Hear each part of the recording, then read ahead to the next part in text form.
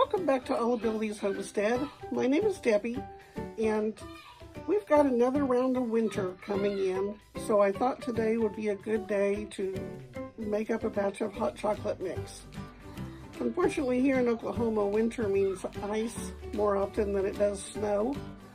So I'm stuck in the house because while it's easy enough for me to shovel snow and get out and go places, I can't really shovel ice, and if I put ice melt down, then I end up tracking it on my wheels into my van or into the house. So I just sit in the house and daydream about being in Alaska and snow. But I have a quick and easy hot cocoa mix that I like to make and keep on hand for the kids. It is better than any of the drive-thrus you can go through, and even the pots that they're marketing now for hot cocoa to make it rich and creamy, this is better than that, I promise you. So don't spend $150 on a velvetizer, chocolatizer, or whatever they're calling them now, until you try this recipe and see if I'm not telling you the truth. So let's get started. Okay. This is a multi-purpose recipe. You can adapt it however you want in order to make different variations. Today I'm doing a basic hot chocolate with white chocolate chips, but if you like dark chocolate, you could use dark chocolate chips or cappuccino chips. The one thing you can swap out in this recipe is any other kind of chips. Peppermint if you want mint hot chocolate.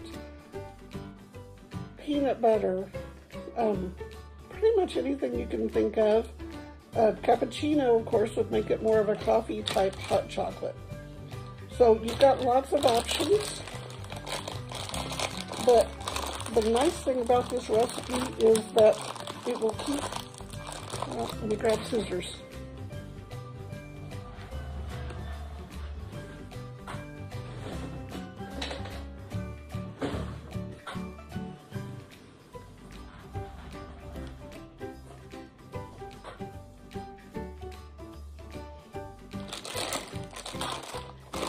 This recipe will keep in the pantry for up to 3 months. So generally I make it at the beginning of winter, and by the end of winter we're done with it. So I've got my food processor bowl with the blade in it, and I'm adding a little bit more than 1 and a half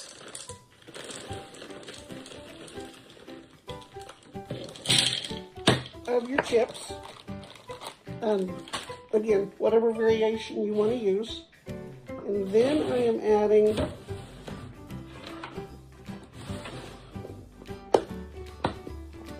two cups of powdered sugar.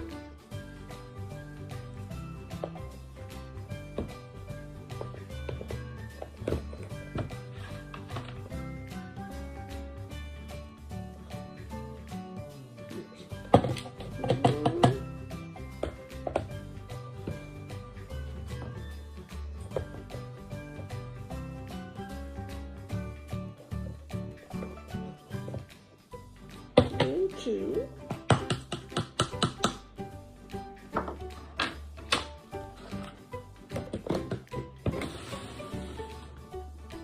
We'll have 1.5 cups of cocoa powder. And if you know an easier way to do this without wearing half the cocoa powder, leave it in the comments below, because every time I do this, I end up with a little chocolate cloud coming up. I'm going very slowly, trying to avoid it.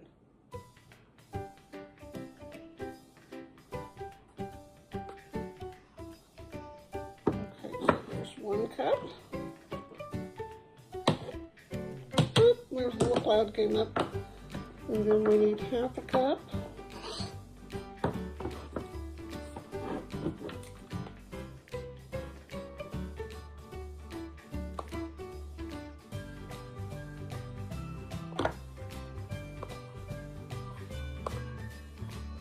I did it. I didn't spill. Actually, probably better not say that until I actually get it poured in. Oh, I did it. Yay me. Okay, and then we're going to add a fourth of a teaspoon of salt, but I'm just eyeballing it. Close to death. And then the biggest one is powdered milk. So this is just, this one of course is non-fat, so it's not quite as rich as if you had whole milk, powdered milk, but it's what I have and it's what I'm going to use.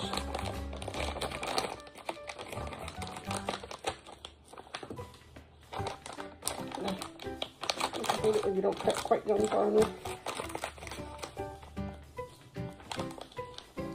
And this is 3 cups. You're putting 3 cups worth of powdered milk.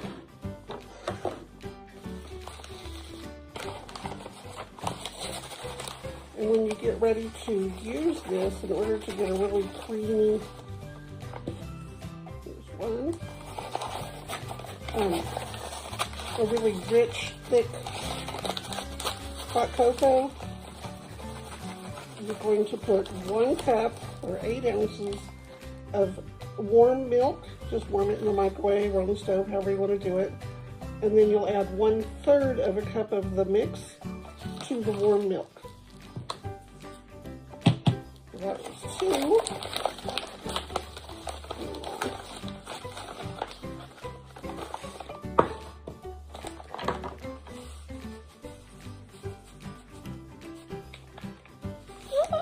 Not when I spilled. I couldn't make it through without spilling something.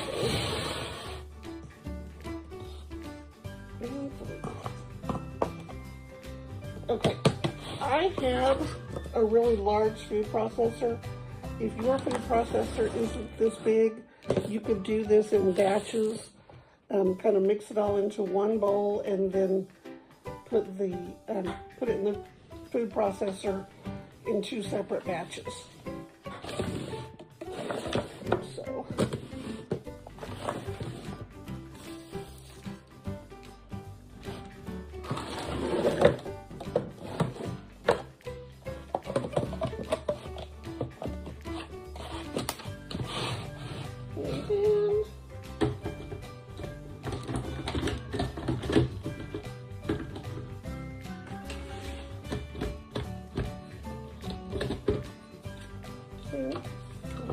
duh.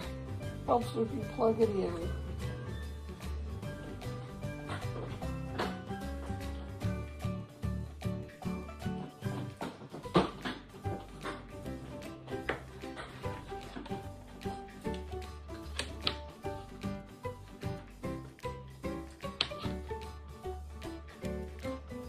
Okay.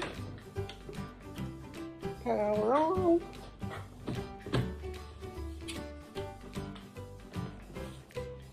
Here we go, power on. Got it.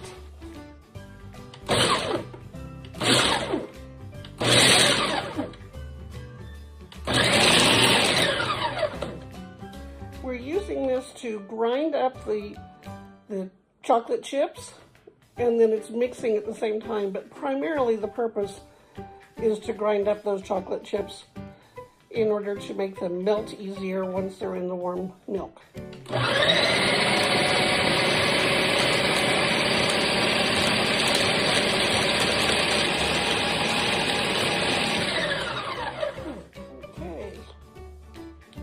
Not seeing any chunks, so we will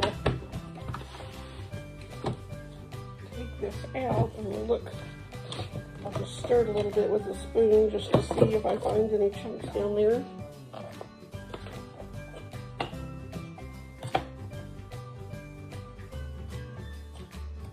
Yep, I do. So we're gonna put it back in a little bit longer.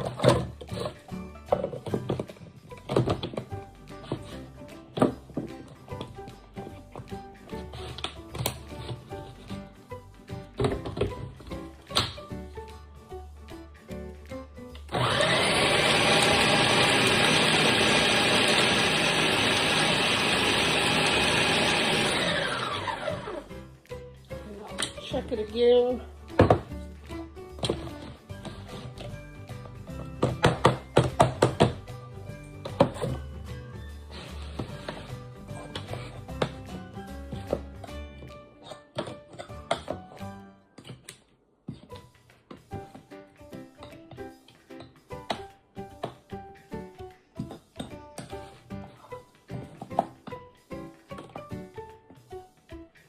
Nope, not finding any chunks.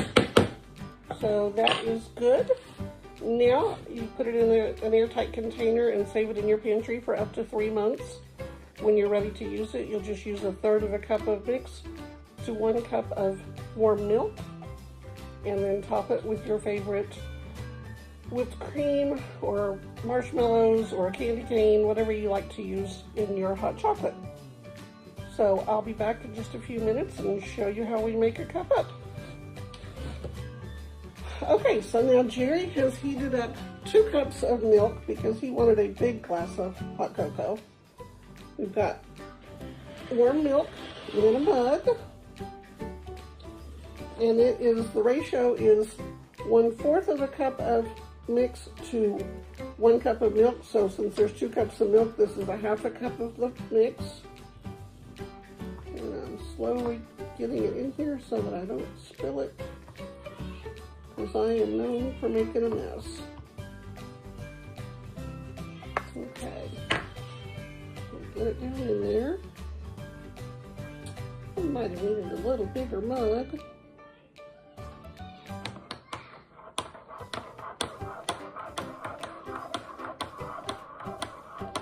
And because those chips have been blended up, they're going to melt a lot faster. So we're basically just incorporating. If you have one of those little handheld mixers, you could use it for this. The little frothers, I guess is what I'm trying to say.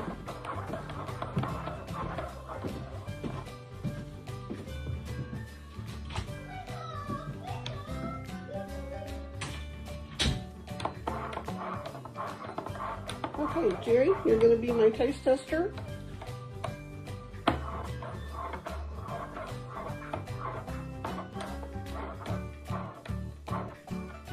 I'm not getting out any whipped topping or marshmallows, so you're just going to have to taste it straight. Okay.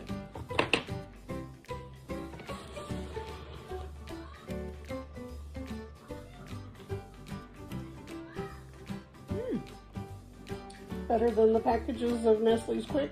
Way better. Okay.